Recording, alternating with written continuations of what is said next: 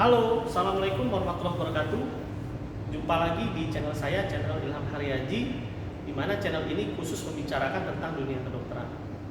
Pada video kali ini, kita akan membahas tentang drug administration. Drug administration adalah bagaimana cara kita memberikan obat kepada pasien. Jadi, sebagaimana kita ketahui, cara memberikan obat kepada pasien itu ada bermacam-macam. Misalnya kita memberikan obat dengan cara diminum, kemudian dengan cara disuntik, dengan cara disemprotkan, dengan cara dioleskan, ya, dan banyak lagi.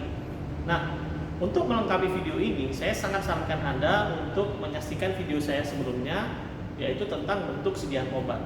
Nah, di video tersebut Anda akan melihat dan mempelajari kenapa obat tersebut bentuknya berbeda-beda sediaannya. Nah, hal ini tentunya berhubungan dengan bagaimana cara obat tersebut diberikan.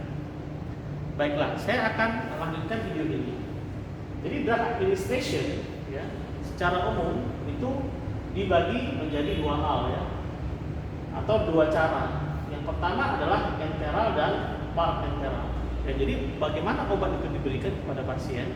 Biasanya secara umum dibagi dua. Ada yang disebut dengan enteral dan parenteral.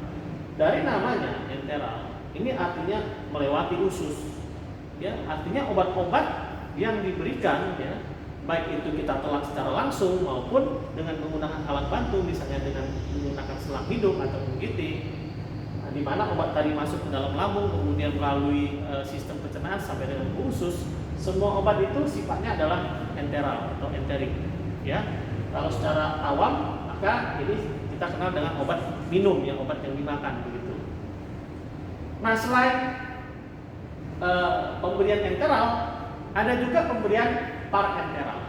Ya, parenteral itu artinya tidak melalui saluran pencernaan, ya, tidak melalui dimakan atau diminum. Ya, ini bisa melalui hal-hal yang lain. Walaupun mungkin masuknya melewati mulut, tapi jika tidak melalui saluran pencernaan atau tidak sampai ke usus, maka semua itu digolongkan di dalam parenteral. Ya. Nah, di dalam parenteral ini, ya, ini banyak pembagiannya.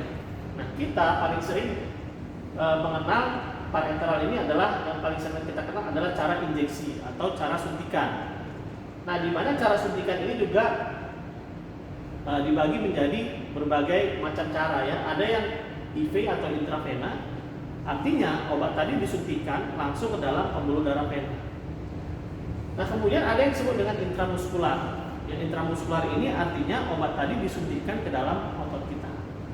Kemudian ada yang subkutan. Nah, subkutan artinya obat tadi disuntikan di bawah kulit. Biasanya untuk menyuntikkan subkutan ini, kita biasanya akan menarik kulit dan memasukkan jarum suntik kita di bawah kulit. Ya. Kemudian ada intrakutan dan lain-lainnya. Jadi banyak sekali, ya, misalnya ke dalam tulang belakang dan sebagainya. Selain obat-obat injeksi yang termasuk juga parenteral, misalnya adalah obat oles, ya. Kemudian obat tetes, misalnya tetes mata atau tetes telinga. Kemudian ada juga obat yang dikumpulkan. Kemudian ada obat yang disemprotkan. Nah, dari masing-masing administrasi obat ini ada kelebihan dan kekurangannya. Misalnya untuk obat-obat enteral yang dimasukkan ke dalam mulut, ya. Jika kita lihat, misalnya kalau kita minum obat, tentunya ini hanya bisa dilakukan pada orang-orang yang kooperatif, ya. Bisa juga memang diberikan pada yang tidak kooperatif, misalnya pada pasien yang tidak sadar tapi diberikan selang NGT, ya. Tapi pada umumnya enteral ini adalah identik dengan obat-obat yang diminumkan, ya. Jadi intinya kalau memberikan obat enteral, ya, pasiennya harus kooperatif, ya. Kemudian dia memang bisa meminum obat secara enteral.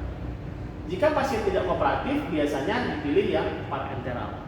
Itu salah satu pertimbangannya, ya.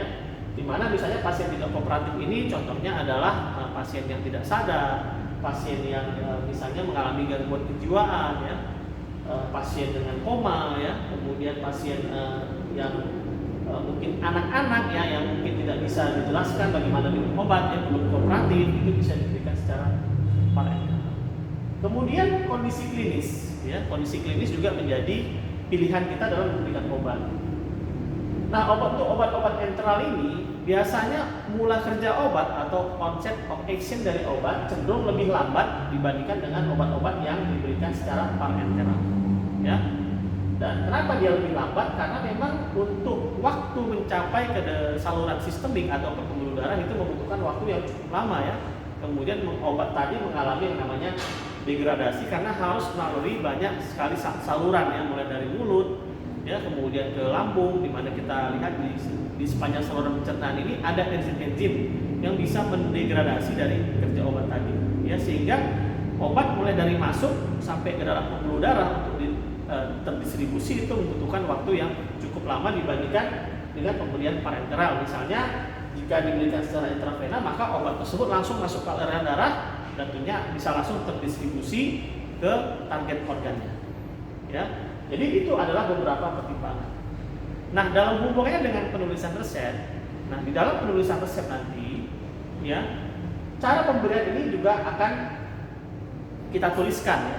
Nanti Anda bisa melihat di video saya berikutnya. Jadi yang penting Anda mengetahui dulu bagaimana obat tadi diberikan atau drug administration, sehingga nanti waktu penulisan resep Anda bisa mengetahui ya, bisa memahami ya kenapa pemberian obat diberikan secara berbeda-beda begitu ya.